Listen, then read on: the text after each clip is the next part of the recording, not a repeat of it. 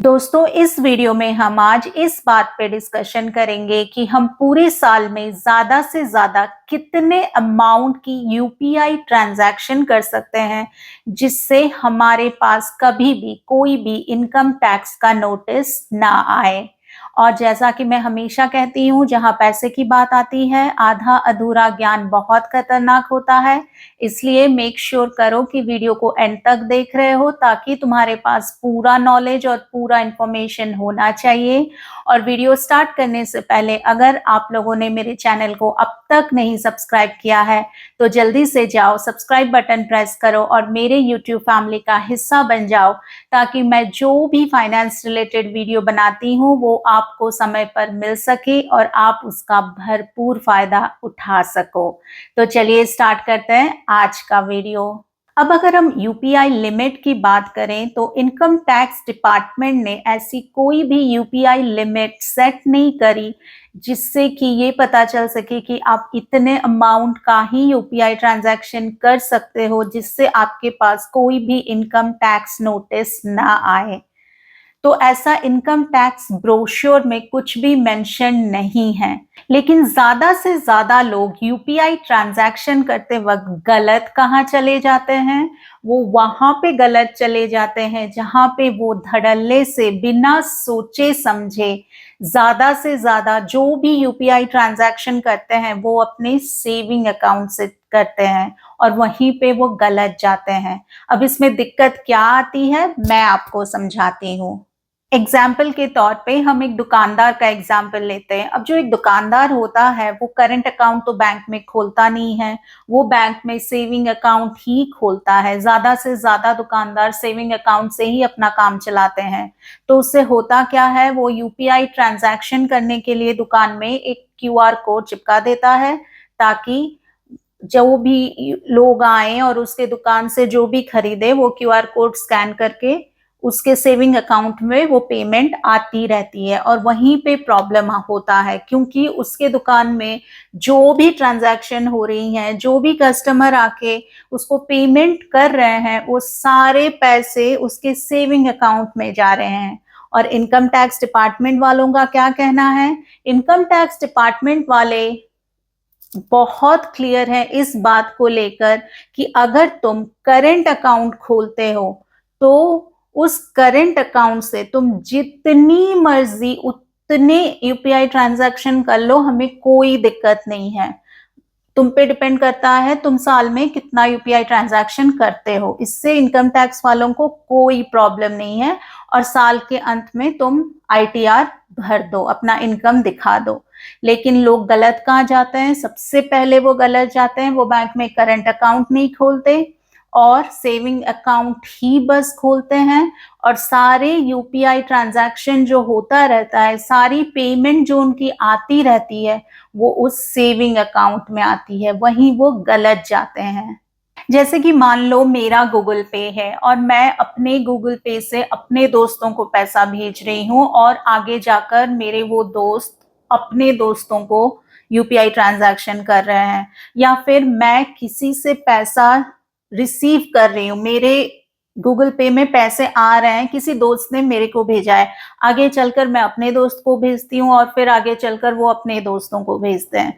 तो कहने का मतलब ये है दोस्तों कि जितनी ज्यादा यूपीआई ट्रांजैक्शन मैं अपने सेविंग अकाउंट से करती हूँ, उसमें प्रॉब्लम है।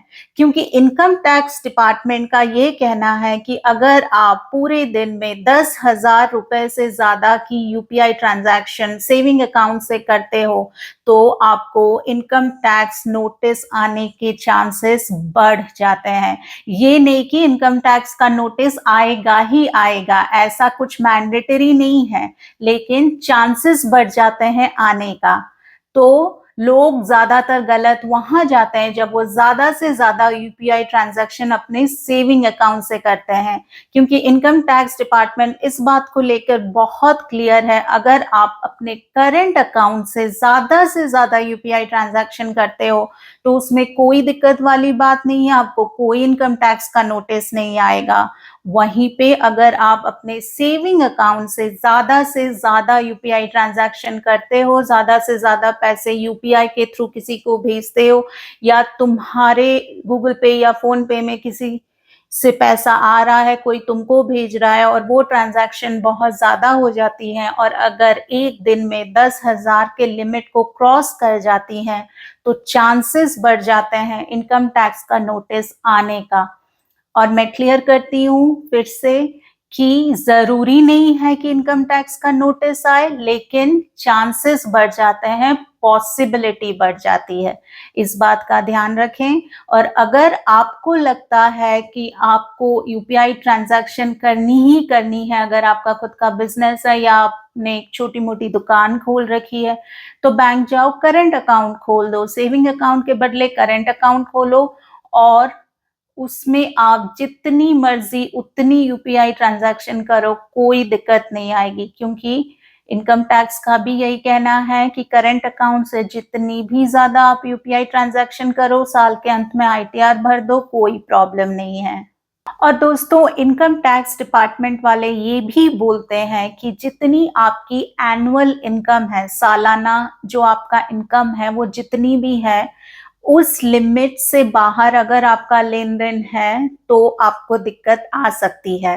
मैं एग्जांपल देके आपको समझाती हूँ। से फॉर एग्जांपल, आपका सालाना इनकम जो एनुअल इनकम है, पकड़ के चलते हैं एग्जांपल के तौर पर 5 लाख है, तो जब तक आपकी यूपीआई ट्रांजैक्शन 5 लाख के अंदर, वो जो लेन देन हो रहा है उस लिमिट के अंदर है, 5 लाख के लिमिट के अंदर है, तब तक तो ठीक है।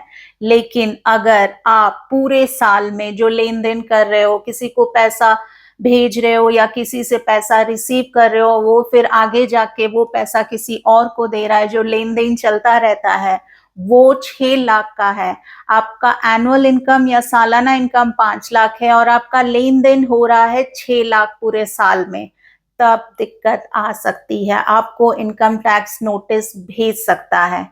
क्योंकि तब आपको इनकम टैक्स डिपार्टमेंट वाले ये पूछेंगे कि आपका सालाना इनकम जो है वो 5 लाख का है और आपने आईटीआर भरी नहीं है, क्योंकि 5 लाख तक तो सबको फ्री है, छूट है, इनकम टैक्स कोई भरता नहीं है, क्योंकि वो लिमिट 5 लाख के अंदर ही है। तो अगर आपका इनकम 5 लाख है और आपका लेन देन 6 लाख का है, तो ये पैसे आए कहाँ से? फिर आपको पूरा ब्यौरा देना पड़ेगा इनकम टैक्स डिपार्टमेंट वालों को और वो सवाल जवाब चलता रहेगा। तो इसीलिए ध्यान रखें, अगर आपका सालाना इनकम जितना भी है, किसी का 2 लाख होगा, किसी का 5 लाख होगा, किसी का 10 लाख होगा, जितना भी आपका एनुअल इनकम है, उस इनकम, वो जो लिमिट है उसी के अंदर ही लेन देन करें, वरना आपको प्रॉब्लम आ सकती है, इनकम टैक्स नोटिस आने का चांसेस बढ़ जाता है। अगर आपका लेन देन आपके सालाना या एनुअल इनकम को सुपरसीड कर जाता है, अगर आपका लेन देन का ट्रांजैक्शन अमाउंट आपके सालाना इनकम से ज्यादा है, तब आपको इनकम टैक्स डिपार्टमेंट वाले पूछताछ कर सकते हैं। और अगर आप आईटीआर भरते हो, अगर आपके पास वो सोर्स ऑफ फंड है, वो पैसे कहाँ से आए, जो आपने लेन देन किया, जो आपके एनुअल इनकम से ज्यादा है, अगर आपके पास आईटीआर है, आप उनको दिखा सकते हो, ये यहाँ से आया, वो वहां से आया।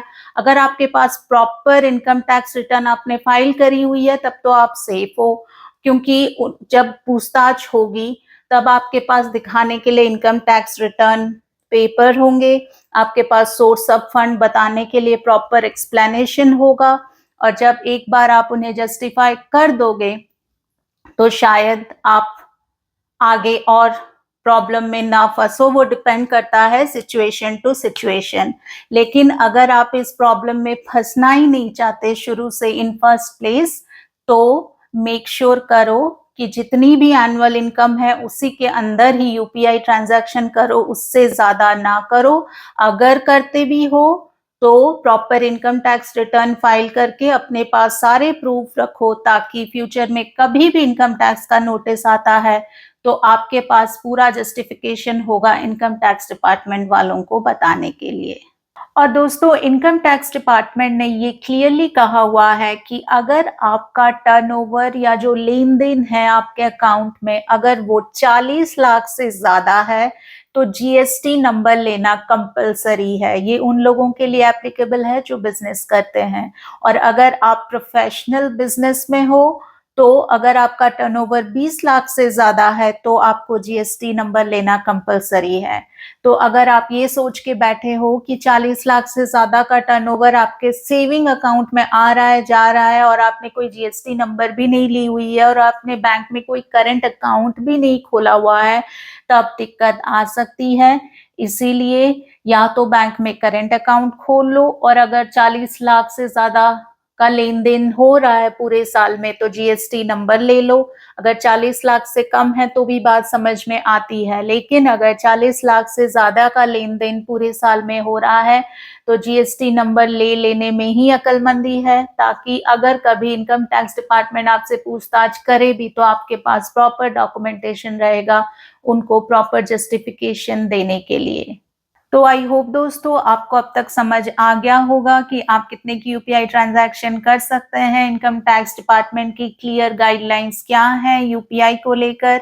अगर आपको ये वीडियो इंफॉर्मेटिव लगी हो तो इसे ज्यादा से ज्यादा लोगों तक शेयर करो टू स्प्रेड द अवेयरनेस, ताकि उनको भी पता चले कि वो कितने की यूपीआई ट्रांजैक्शन कर रहे हैं। अगर वो दुकानदार है, बिजनेसमैन है, उनका करंट अकाउंट है कि नहीं, अगर वो सेविंग अकाउंट सब तक अपना काम चला रहे हैं तो बेहतर होगा वो जल्दी से जल्दी अपना एक करंट अकाउंट खोल ले ताकि वो सेफ साइड में रहें।